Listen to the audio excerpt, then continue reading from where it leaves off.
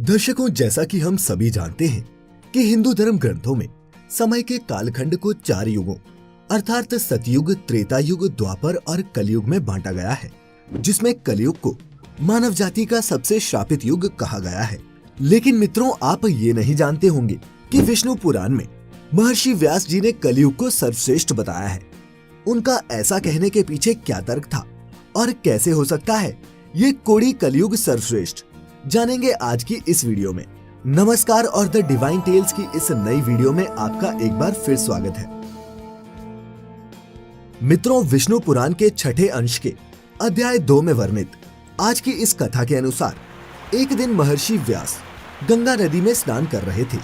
तभी कुछ ऋषिगण वहां पहुंचे और उन्होंने देखा कि व्यास जी नदी में डुबकी लगाकर ध्यान कर रहे हैं। ये देखकर वे लोग वहीं तट पर वृक्षों के तले बैठ गए।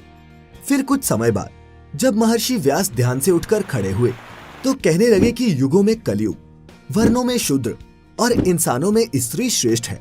ऐसा कहकर उन्होंने फिर से जल में एक गोता लगाया और फिर कुछ समय बाद बाहर निकलकर बोले, शूद्र तुम श्रेष्ठ हो, तुम भी धन्य हो। ये कहकर महामुनि फिर जल में मग्न हो गए और फिर खड़े होकर बोले, स्त्रियां ही साधु हैं और इस लोक में उनसे ज्यादा धन्य कोई भी नहीं। गंगा तट पर बैठे ऋषियों ने जब ये सुना तब उन्हें बड़ा ही आश्चर्य हुआ। वे सभी आपस में बात करने लगे कि अब तक तो उन्होंने सुना था कि युगों में कलयुग सबसे श्रापित युग है और जातियों में ब्राह्मण श्रेष्ठ है, तो फिर व्यास जी ऐसा क्यों कह रहे हैं। तब उनमें से एक ऋषि ने कहा कि इस प्रश्न का उत्तर केवल व्यास जी ही दे सकते हैं। फिर कुछ देर बाद स्नान करने और नित्य कर्मों से निवृत्त होने के बाद व्यास जी मुनिजनों के पास पहुँचे और उनसे पूछा, आप लोग यहाँ कैसे आए। तब मुनियों ने उनसे कहा, हम लोग आए तो आपसे कुछ संदेहों को दूर करने के लिए थे, किंतु इस समय उनकी बात जाने दीजिए। हमें आप ये बताइए भगवान कि आपने जो स्नान करते समय कहा कि कलयुग ही श्रेष्ठ है, शूद्र ही श्रेष्ठ है और स्त्रियां ही साधु और धन्य हैं, इनका अर्थ क्या है। आप जैसे महर्षि कुछ भी यूं ही व्यर्थ में नहीं कह सकते। हम इस पूरे विषय को समझना चाहते हैं। मुनियों के इस प्रकार पूछने पर व्यास जी ने हंसते हुए जवाब दिया, हे मुनि श्रेष्ठों, मैंने जो इन्हें बारंबार साधु कहा था इसके पीछे का कारण भी सुनो।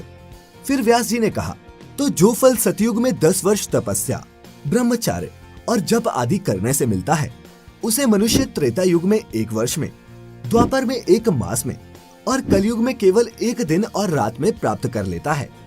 इस कारण ही मैंने कलयुग को श्रेष्ठ कहा। वहीं जो फल सतयुग में ध्यान, त्रेता में यज्ञ और द्वापर में देवार्चन करने से प्राप्त होता है, वही कलयुग में सिर्फ भगवान कृष्ण के नाम का कीर्तन करने मात्र से मिल जाता है। कलयुग में थोड़े से परिश्रम से ही पुरुष को महानता की प्राप्ति हो जाती है और इसीलिए मैं कलयुग से अति संतुष्ट हूँ और इसे सभी युगों में श्रेष्ठ मानता हूँ। अब शूद्र कैसे श्रेष्ठ है ये बताता हूँ। ब्राह्मणों को पहले ब्रह्मचार्य व्रत का पालन करते हुए वेदाध्ययन करना पड़ता है और फिर स्वधर्माचरण से उपार्जित धन के द्वारा विधि पूर्वक यज्ञ करने पड़ते हैं। इसमें भी व्यर्थ का वार्तालाप, व्यर्थ भोजन और व्यर्थ यज्ञ उनके पतन के कारण बनते हैं। इसीलिए उनका सदा संयमी रहना जितना मुश्किल है उतना ही आवश्यक भी। इन कामों को अनुचित तरीके से करने से इन्हें दोष लगता है।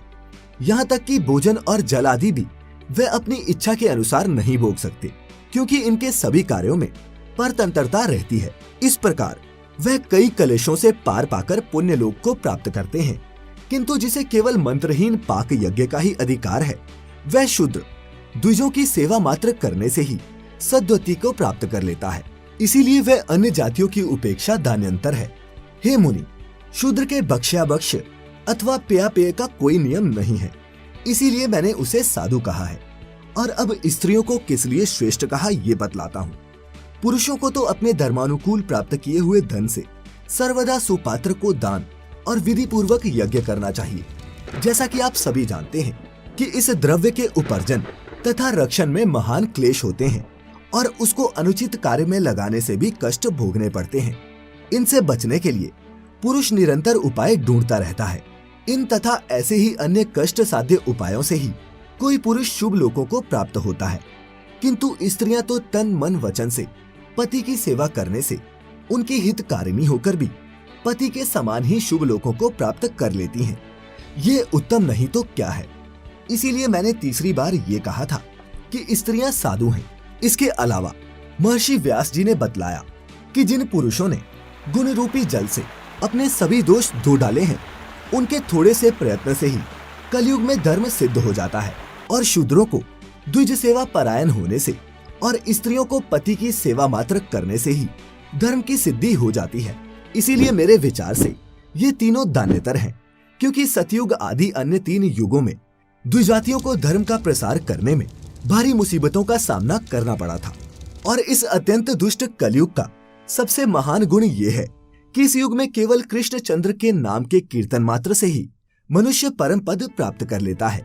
इसीलिए हे मुनिगणों, मेरी ये सलाह है कि कलयुग में मनुष्य अपने जीवन को सफल और सुखी बनाने के लिए सदा श्री कृष्ण रूपी हरि नाम का जप करे और मृत्यु के बाद वैकुंठ धाम में परम पद पाने के लिए अपना मार्ग प्रशस्त करे। उम्मीद करता हूँ कि आपको हमारी आज की ये वीडियो पसंद आई होगी। अगर अच्छी लगी हो तो इसे ज्यादा से ज्यादा लाइक और शेयर करें। साथ ही अगर आप हमारे चैनल पर नए हैं तो इसे सब्सक्राइब कर लें। अगर आप हमारी ये वीडियो फेसबुक पर देख रहे हैं तो हमारे फेसबुक पेज को भी लाइक जरूर करें। तो यही खत्म होती है आज की ये वीडियो। धन्यवाद।